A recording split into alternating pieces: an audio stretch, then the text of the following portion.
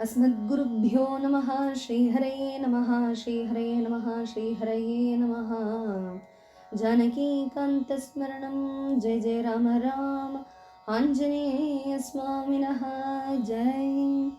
जयत्यै बलो रामः लक्ष्मणश्च महाबलः राजा चेति सुग्रीवः राघवेणाभिपालितः दासोऽहं कौसलेन्द्रस्य रामस्याक्लिष्टकर्मणः हनुमान् शत्रुसैन्यानां निहन्ता मारुतात्मजः स रावणसहस्रं मे युद्धे प्रतिबलं भवेत् शिलाभिस्तु प्रहरतः पादपैश्च सहस्रशः अर्दयित्वा पुरीं लङ्काम् अभिवाद्य च मैथिलीं समृद्धार्तो गमिष्यामि मिषतां सर्वरक्षसां धर्मात्मा सत्यसन्धश्च रामो दाशरथिर्यदि पौरुषे च प्रतिद्वन्द्वः शरैनं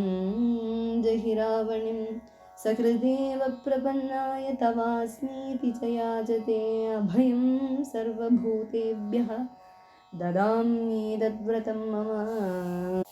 प्रातस्मरामि हनुमन्तमनन्तवीर्यं श्रीरामचन्द्रचरणाम्बुजसञ्चरीकं लङ्कापुरी दहननन्दितदेववृन्दं सर्वार्थसिद्धिसदनं प्रथितप्रभावं माध्यं नमामि वृजिनारण्यवतारणैकधीरं शरण्यम् उदितानुपमप्रभावं सीताधिसिन्धुपरिशोषण कर्मदक्षं वन्दारुकल्पतरुमव्ययमाञ्जनेयं सायं भजामि शरणोपसृताखिलार्तिपुञ्जप्रणाशनविधौ प्रथितप्रतापम् अक्षान्तकं सकलराक्षसवंशधूमकेतं केतुं प्रणोदितविदेहसुतं दयालुं जानकीकान्तस्मरणं जय जय राम राम जय वीरशूर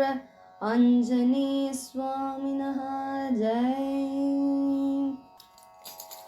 वानरेश कपिवीरा वानरेश बहुधीरा वानरेश कपिवीरा वानरेश बहुधीरा वानरेश गुणधाम वानरेश बलभीम वानरेश गुणधाम वानरेश बलभीम वानरेश मम बन्धो वानरेश कृपासिन्धो वानरेश मम बन्धो वानरेश कृपासिन्धो वानरेश सुरसेव्य वानरेश हरिकाय वानरेश सुरसेव्य वानरेश हरिकाय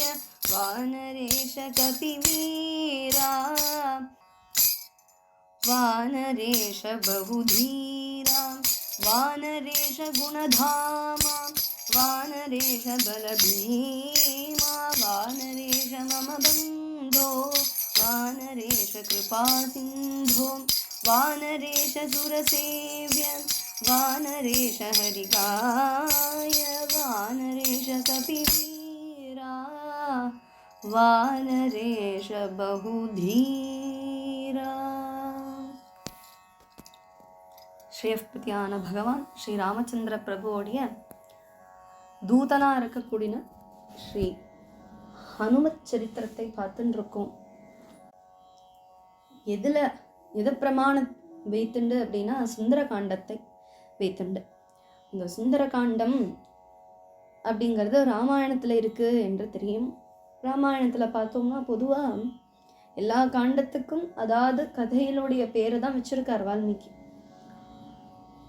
பாலகாண்டம் அப்படின்னா ராமருடைய பால பருவத்தில் இருக்கக்கூடிய என்னெல்லாம் லீலைகளோ அதெல்லாம் பாலகாண்டத்தில். அதே மாதிரி அயோத்தியா காண்டத்தில் ஒரு யூத் பருவம் மகனுடைய பருவத்தில் என்ன இருந்ததோ என்னெல்லாம் லீலைகளோ அதெல்லாம் அயோத்தியா காண்டத்தில், அயோத்தியாவில் வச்சு என்ன நடந்ததோ அதெல்லாம் அயோத்தியா காண்டத்தில். அப்புறம் அரண்ய காண்டம். அந்த காண்டத்தில் அரண்யம்னாலே காடு, காட்டில் என்னெல்லாம் நடக்கிறதோ அதெல்லாம் ராட்சச வதம் போன்ற லீலைகள் எல்லாம் அதில் சொல்கிறார். கிஷ்கிந்தா காண்டம்னா கிஷ்கிந்தாவில் என்ன நடக்கிறதோ அதெல்லாம் சொல்கிறார். அதுக்கப்புறம் யுத்த காண்டம்னா யுத்தம் பண்ணார் ராமர், அந்த யுத்தம் எப்படி பண்ணார் அப்படிங்கிற விஷயத்த விஸ்தாரமாக யுத்த காண்டத்தில் ராஜா எப்படி இருக்கணும் அப்படின்னு காட்டி கொடுக்குற காண்டம் யுத்த காண்டம். ஆனால் சுந்தர காண்டத்தில் என்ன அப்படின்னா சுந்தரனுடைய காண்டம்.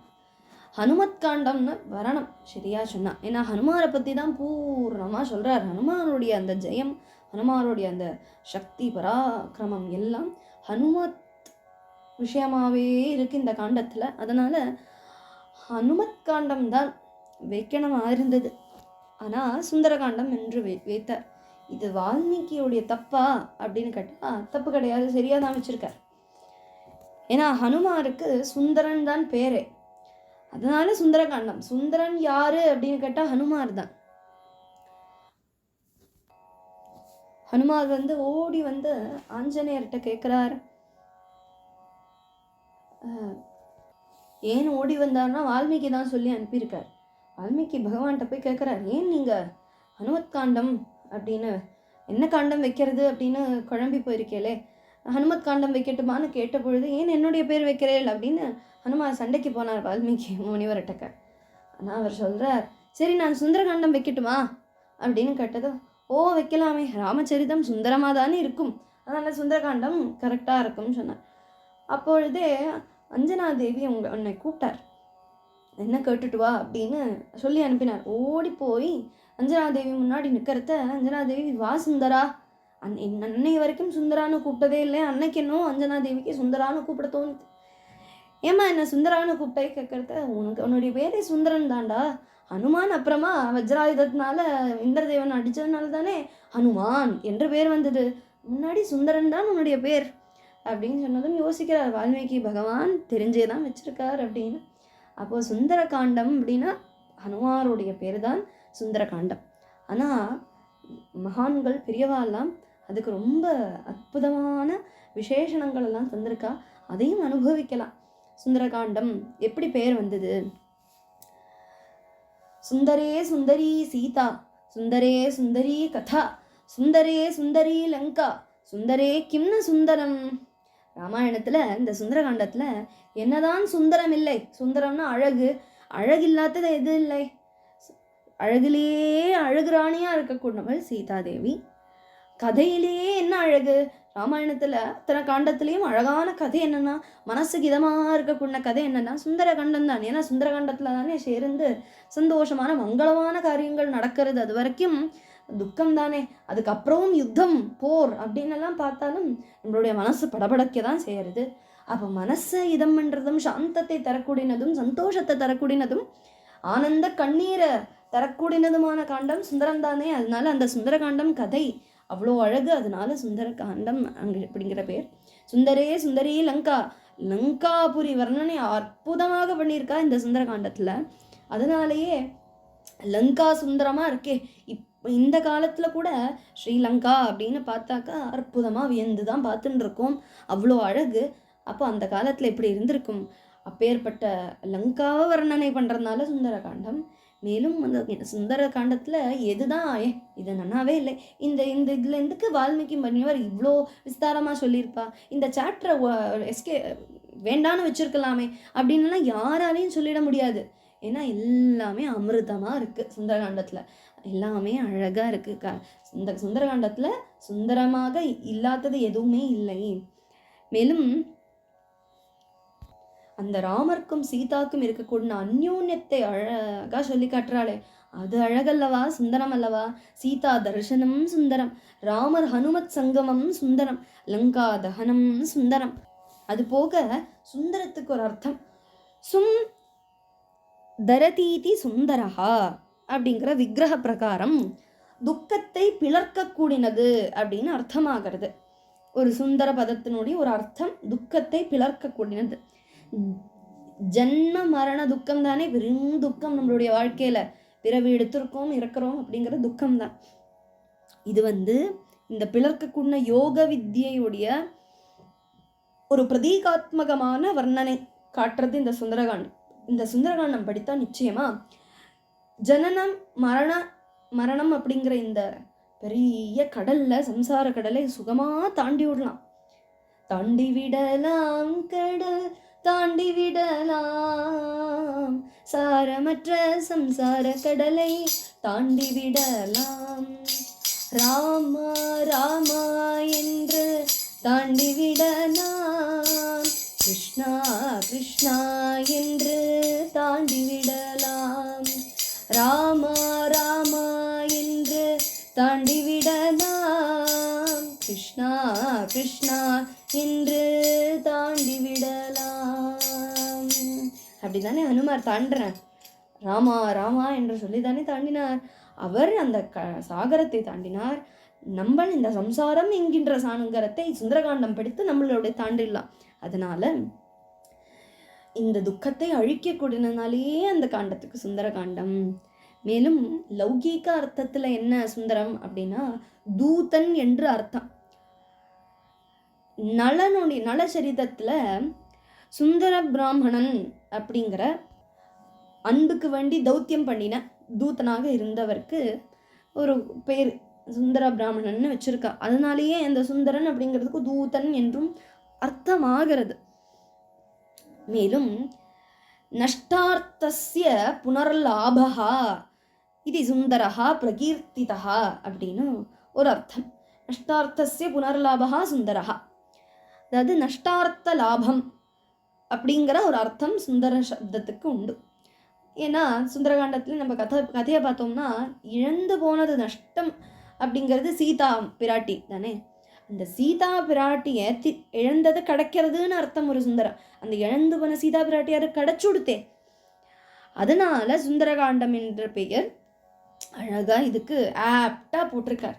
இது மட்டுமல்ல, சர்வோபரி அலங்காரம், பாவனா, ரசபுஷ்டி, ரச்சனா சௌகுமாரியம், அர்த்த புஷ்டி போன்றவைகள் எல்லாமே எல்லா காண்டத்திலையும் விட சுந்தரகாண்டம் ஒரு தலை உயர்ந்து நிற்கிறது எல்லா விஷயத்திலையும். அதனாலேயே சுந்தரகாண்டம் என்று பெயர். இந்த சுந்தரகாண்டத்துல பார்த்தாக்கா சம்ஸ்கிருதம் தெரியாதவா முதல்ல இந்த சுந்தரகாண்டத்தை எடுத்து படிச்சாக்கா ரொம்ப சுலபமா அவளுக்கு படிச்சுட்டு விடலாம். ஏன்னா சம்ஸ்கிருதம் ஓரளவுக்கு தெரிஞ்சவாளுக்கு கூட இது படித்தா ஒரு ஆனந்தம் கிடைக்கும். ஆனந்தம் கிடைக்கிறத விட அர்த்தம் புரியற மாதிரி எழுதியிருக்கார் வால்மீகி முனிவர். அதனால சுந்தரகாண்டம் ரொம்ப சுலபமாக இருக்குது.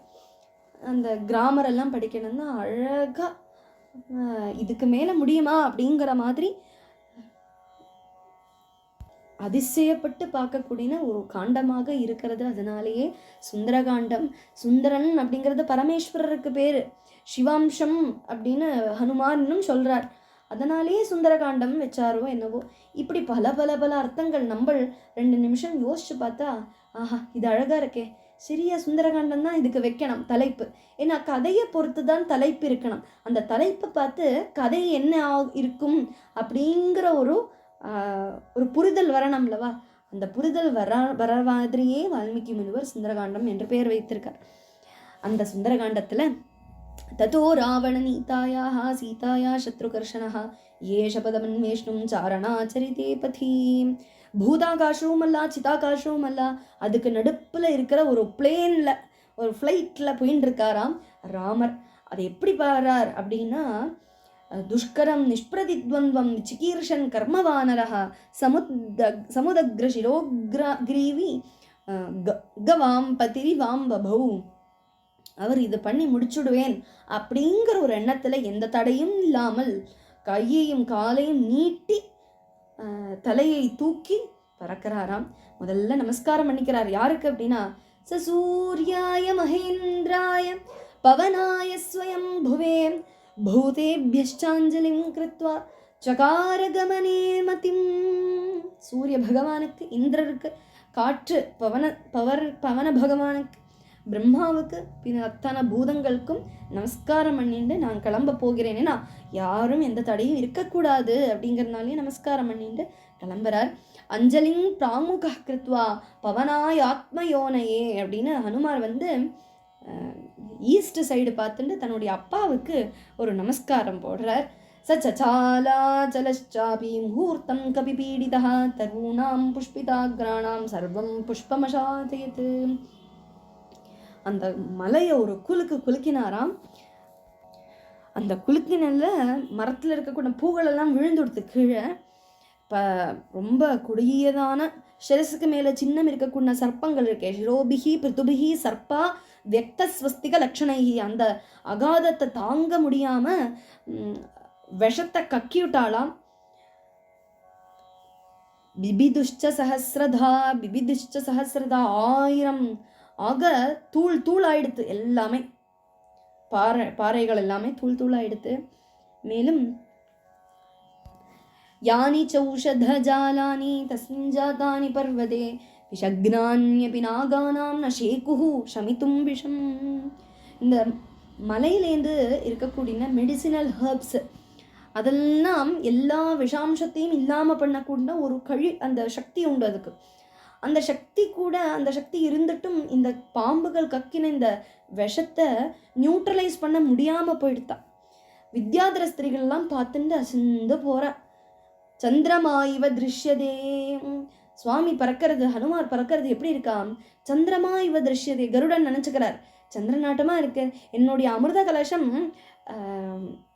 வினதாமா இல்லவா, கருடருடைய மாதா, அவர் வந்து கத்ரு நாகமாதாக்கு வேண்டி அந்த அமிர்த கலசத்தை தூக்கிண்டு வரத்துக்கு கிளம்பினார் இல்லவா. அந்த ஒரு வேகம் ஒரு உத்வேகம் ஹனுமார்கிட்ட கண்டாராம். சந்திரமா இவ தர்ஷதே, ஒரு சூரியனும் சந்திரனும் உதித்தார் போல அது மாதிரி தெரிஞ்சுதான். தப்த ஹேம நிகாயாபகா, காய்ச்சின தங்கம் போல தென்பட்டாராம் ஹனுமார். அவருடைய தேகம் அப்படி இருந்துதான். ஹனுமார் எந்த பாவத்தில் அவர் போயின்னு இருக்கார் அப்படின்னா அதுதான் ரொம்ப முக்கியம் பார்க்கண்டது. ஏன்னா ராமர் தன்னுடைய நண்பர்களை பார்த்து சொல்கிறார் ஒரு கட்டத்தில், என்னது அப்படின்னா, ஸ்ரீராமச்சந்திர சுவாமியோடைய வாயு வேகம் இருக்கக்கூடியனா பானம் போல நான் இதா லங்கைக்கு போகிறேன். ஏன்னா ராம பானத்தினுடைய சக்தினால தான் நான் போகிறேன். ராமர் அந்த கையில் கடையாழியை தந்திருக்கார்லவா, மோதிரத்தை தந்திருக்காரே, அந்த சக்தியில தான் நான் போகிறேங்கிறார். அவருடைய பாவம் யோசிச்சு பாருங்கோ. ராமதாசனாக நான் போகிறேன், ராமர் இல்லைன்னா என்னால் இந்த காரியம் பண்ணிட முடியாது. ராமர் எங்க வைக்கிறான், நான் இயங்குகிறேன், அவ்வளோதான். ராமதாச பாவம். தவதாசோகம் தவதாசோகம் தவதாசோகம் தாசரதே ராமரோடைய அந்த தாசனாக நான் இருக்கேன். அந்த தாச பாவத்திலேக்கும் அவர் பறந்துன்னு இருக்கார். அதனால நிச்சயமா அவருக்கு வெற்றி உண்டு. எப்பொழுதும் நான் பண்ணுகிறேன், நான் போக போறேன், நான் வெற்றியுடன் வருவேன் அப்படிங்கிற அந்த நான் பாவம் மாறினாலே அதுமல்லாமல் பகவானுடைய தாசன் என்கிற பாவம் வந்துட்டா நிச்சயமா வெற்றி நிச்சயம். அவர் சொல்றார், நான் வந்து ஜானகி தேவியை பார்க்க முடியலைன்னா ராமருடைய அனுகிரகத்தினால அந்த வேணும்னா அந்த சொர்க்கத்திலே போய் பார்ப்பேன், இல்லைன்னா எங்கேயும் கிடைக்கலைன்னா அந்த லங்காவே தூக்கிண்டு நான் வந்துடுவேன் அப்படிங்கிறார். அத்தனையும் தைரியம் எங்கேருந்துன்னா ராமருடைய தைரியம். அந்த ராமருடைய அந்த மோதிரம் கையில் இருக்கே, ராமன் நாமம் மனசுல இருக்கு, ராம ரூபம் கண்ணில் இருக்கு, ராம சிந்தனை மனசுல இருக்கே, புத்தியில இருக்கு, எல்லாமே ராமமயமா இருக்கிறதுனால அந்த ராமருடைய சக்தியில பறந்துட்டு இருக்காராம் அவர். இதெல்லாம் பார்த்துட்டு ஸ்ரீராம தேவ காரியார்த்தத்துக்காக ஆகாயத்தில் சஞ்சாரம் பண்ணக்கூடிய கபிகேசரியில் தேவர்கள் கந்தர்வர்கள்லாம் பூமழையை பொழித்தார்கள். ஆதித்யன் என்ன பண்ணுறார், தன்னுடைய சூட்டை கம்மி பண்ணிக்கிறார், கம்மி பண்ணி சீத்தளமாக்கி விட்டார். ஏன்னா அந்த சூடு ஏதாவது தாக்கப்பட்டு ராமகைங்கரியம் தடையலாம் போனாலோ அப்படின்னு தன்னுடைய சூட்டை குறைச்சிக்கிறார். வாயு பகவான் அவரை இளங்காற்று வீசி அவரை லேஸ் பண்ணிக்கிறாராம். அப்போது ஆகாயத்துக்கு கனம் இருக்காதுல்லவா, அதனால் லேஸ் பண்ணிக்கிறார். மகர்ஷீஸ்வரர்கள்லாம் பக்தியோட ஸ்துதி பண்ணினா அந்த அமேய தேஜஸ்வியான தேவர்கள் கந்தர்வர்கள் எல்லாரும் பாராட்டு பாடி பாட்டு பாடுறா. சுவாமிக்கு வேண்டி, ஹனுமாருக்கு வேண்டி பாட்டு பாடுறா. நாகதேவர்கள், யக்ஷரர்கள், கிண்ணறர்கள், ரக்ஷசர்கள், பக்ஷீந்திரர்கள் போன்றவர்கள் எல்லாரும் ரொம்ப உற்சாகத்தோட ஹனுமாரை பற்றி கீர்த்தனம் மதுரமாக பாடினார்களாம். இக்ஷ்வாகு வம்சத்தையே ஏற்றவும் ரொம்ப ரெஸ்பெக்டோடு பார்க்கக்கூடிய சாகரம் கபிவியாகரனான ஹனுமான் மேலே பறந்துருக்கார் அப்படின்னு பார்த்ததும் சிந்திக்கிறாராம். என்ன சிந்திச்சார் சாகரம்? என்ன சிந்தித்தது அப்படின்னா, வானரேந்திரனான வாயுதனேன சகாயம் பண்ணுறதுக்கு லோகத்தில் எந்த ஒரு ஆளுக்கும் பேச தெரியறவா பேசுறவா எல்லாரும் என்ன திட்டுவா வெய்வா. ஏன்னா பேர்பட்ட பெரிய சாகரத்தை தாண்டறதுக்கு அது ஒரு தடையாதானே இருக்குது. சாகரத்தை தாண்டறதுக்கு யாரால முடியலை, ஹனுமாருக்கும் 100 யோஜனை தாண்டனமே, எல்லாரும் என்ன திட்டுவா. அதுக்காக நான் என்னாவது ஒரு வழி பண்ணணும், ஒரு சகாயம் பண்ணணும், ஹனுமாரை என்னாவது பண்ணணுமே அப்படின்னு சாகரம் யோசிச்சுதான். அப்பொழுது நேராக போய் சாகரத்தில் இருக்கக்கூடிய பர்வதத்திட்ட போயிட்டு மைனாக பர்வதத்தை கூப்பிட்டு அழைத்து சொல்கிறார், கிரீந்திரா, பாதாளத்தில் அதிவசிக்கக்கூடிய ராட்சசர்கள் எல்லாம் இங்கே நிச்சயமாக வரக்கூடாது அப்படிங்கிறதுனால தான் உங்களை இங்கே நிறுத்தியிருக்கார் தேவேந்திரன். நீங்களும் அந்த கைங்கரியம் பண்ணிட்டு வரேன். அதனால ஹே சைலேஸ்வரா, நான் சொல்கிறது கேளுங்கோ, நீங்கள் வேகம் எழுந்துருங்கோ. கபிவியாகரனான ஹனுமான் இதோ நம்மளுடைய மேலே வரத்துக்கு ஆயிடுத்து, டைம் ஆயிடுத்து இங்கே எத்துறதுக்கு. அமேய வீரியவானும் அற்புத பீம கர்மங்களெல்லாம் பண்ணக்கூடிய வானரேந்திரன் ஸ்ரீராம கைங்கரியத்துக்கு வேண்டி போயின்னு இருக்கார்.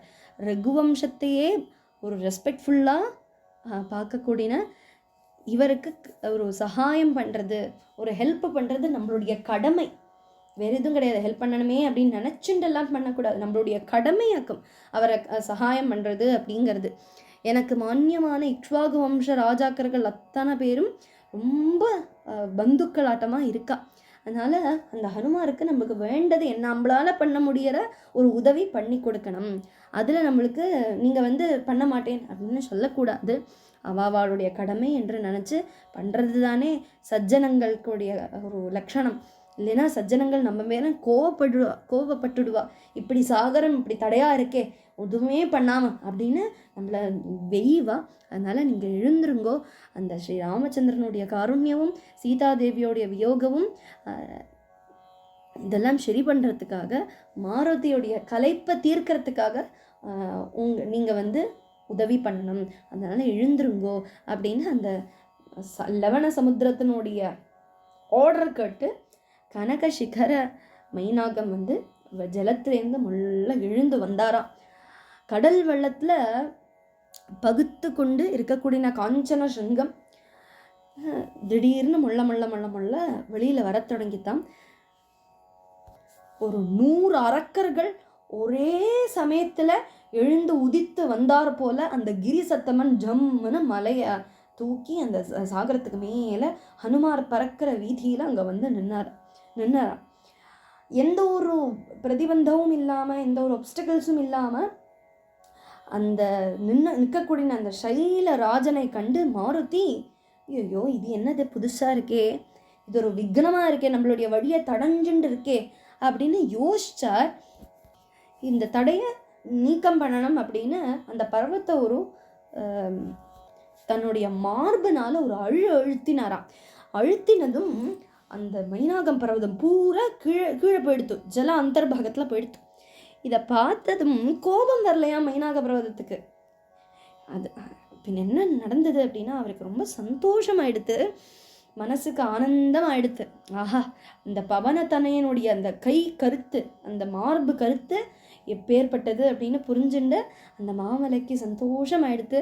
மைனாகம் என்ன பண்ணித்தான், ஒரு மனிதனுடைய ரூபத்தில் தன்னுடைய சிங்கத்துக்கு மேலே மனம் குளிர்ந்து சொல்கிறாராம் ஹனுமாரை பார்த்து. என்ன சொன்னார், வானரேந்திரா, இன்னை வரைக்கும் ஒரு ஜீவிக்கு கூட முடியாத காரியமாக்கம் நீங்கள் இப்போ பண்ணியிருக்கேள். மாருதி, நீங்கள் என்னுடைய இந்த பர்வதத்தில் ரெஸ்ட் எடுத்துண்டு காகுஸ்த வம்சஜாதனான சகர மகாராஜாவால் அக்கம் இந்த சாகரம் அப்படின்னு உண்டாச்சு. அவர் குளிச்சு அக்கம் இந்த சாகரம் அப்படிங்கிறது உண்டாச்சு.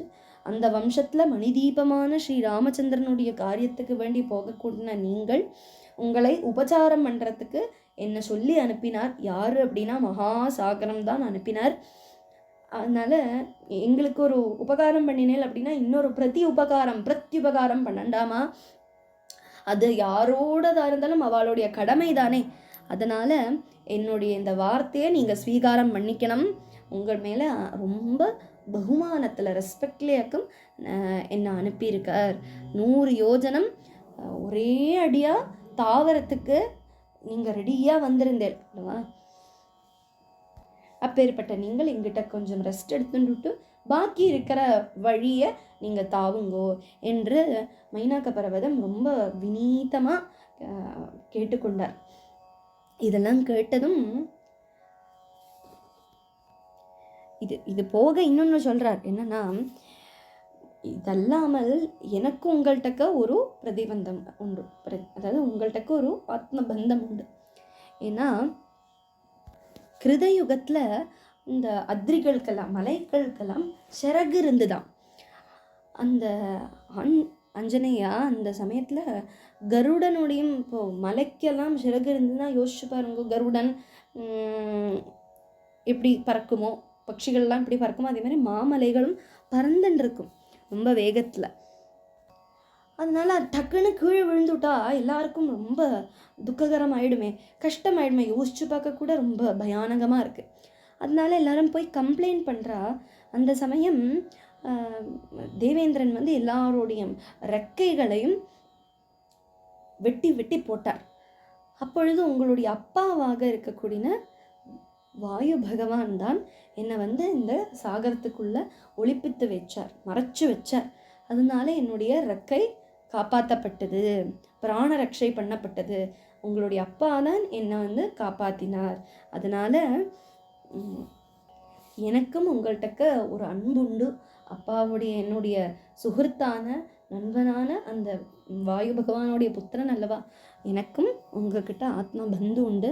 எங்களுடைய 2 பேரோட மகாசாகர ராஜாவுக்கும் எனக்கும் ஆசை இருக்கக்கூடியதை நீங்கள் நிறைவேற்றி தரணும், ஆசீர்வாதம் பண்ணணும்னு அந்த சாகரம் சொன்னதும் ராமர் வந்து ரொம்ப அன்போடு பார்த்து சொல்கிறார், சைலேந்திரா, நான் ரொம்ப சந்தோஷமானேன். உங்களுடைய இந்த ஆதித்ய மரியாதை இல்லவா, அதிதி, நான் அது திதி பார்க்காம வரக்கூடமா, அதிதி ஹனுமார் வந்திருக்கார் அவளுடைய இடத்துக்கு இல்லவா, அவள் மேலே பறந்துட்டுருக்கார். அதனால் திதி பார்க்காம வந்த அதிதிக்கு கொடுக்கக்கூடிய மரியாதை ரொம்ப எனக்கு மனசு குளிர்ந்தது, நிறைவாக இருக்குது. நான் உங்களுடைய அதிதி மரியாதை நான் ஸ்வீகாரம் பண்ணிட்டேன். ஆனால் நான் வந்திருக்கக்கூடது ராம கைங்கரியத்துக்கு வேண்டி. சுவாமியுடைய காரியம் ரொம்ப திருதி, வேகம் போய் சுவாமிக்கு என்ன பண்ண முடியுமோ அதை பண்ணிட்டு வரணும். இதோ பகலே முடியறதுக்கு ஆயிடுத்து. அதனால் நான் இப்போ இங்கே தங்கி அப்புறமா போகிறதெல்லாம் நடக்காது. ராம கைங்கரியம் வேகம் பூர்த்தி பண்ணணும் அப்படிங்கிற ஆசையாக இருக்குது அப்படின்னு சொன்னாராம். அப்புறமா அந்த சைலேந்திரனை மைனாக பர்வதத்தை ஒரு தலோடி ஒரு ஆலிங்கனம் பண்ணிட்டு கிளம்பி ஸ்ரீ ஹனுமார் பறந்தார் அப்படின்னு சொல்கிறார். இதை கேட்டதும் ரொம்ப சந்தோஷமாயிடுது. இதுதான் மரியாதையோட ஒரு விஷயம் தந்தா ஐயோ எனக்கு வேண்டாம் அப்படின்னு சொல்கிறது பதிலாக நீங்கள் தந்ததில் எனக்கு ரொம்ப சந்தோஷம், ஆனால் எனக்கு இப்போ எடுத்துக்கொள்கிறதுக்கு மனசு இல்லை அப்படின்னு தொட்டு வச்சுக்கிறது அப்படிங்கிற ஒரு வழக்கம் உண்டே. அந்த வழக்கத்தை ஹனுமார் தான் தொடங்கினார். ஹனுமார் தான் நீங்கள் தந்ததெல்லாம் நான் எடுத்துன்றேன் அப்படின்னு ஒரு ஆலிங்கனம் பண்ணிட்டு போனார் அல்லவா. அதனால மைனாக பர்வதத்துக்கும் துக்கம் இல்லை, ஹனுமாருக்கும் துக்கம் இல்லை, ரெண்டும் சரிசமானம் ஆயிடுத்து. 2 பேரும் சந்தோஷமாக அவ கர்மத்தை பண்ணா. அந்த அன்பால் வந்த தடையை அன்பாலேயே ஜெயித்தார், வென்றார் அல்லவா. அதுக்கப்புறம் ரொம்ப சந்தோஷமாக கிளம்பி போனார். அந்த ஒரு உத்தரக்ஷணத்திலேயே ஹனுமான் அந்த பர்வதத்தை தாண்டி விட்டார். இதெல்லாம் பார்த்து எல்லாருக்கும் சந்தோஷமாயிடுது. தேவர்கள், கந்தர்வர்கள், சித்தர்கள், முனீந்திரர்கள் எல்லாருமா சேர்ந்து ஒரு மீட்டிங் போட்டுட்டு ஆஹா இப்படியெல்லாம் பண்ணுறாரு, இவர் வந்து தைரியசாலி தானா அப்படிங்கிறது ஒன்று டெஸ்ட் பண்ணணும் அப்படிங்கிறதுனால நேராக போய்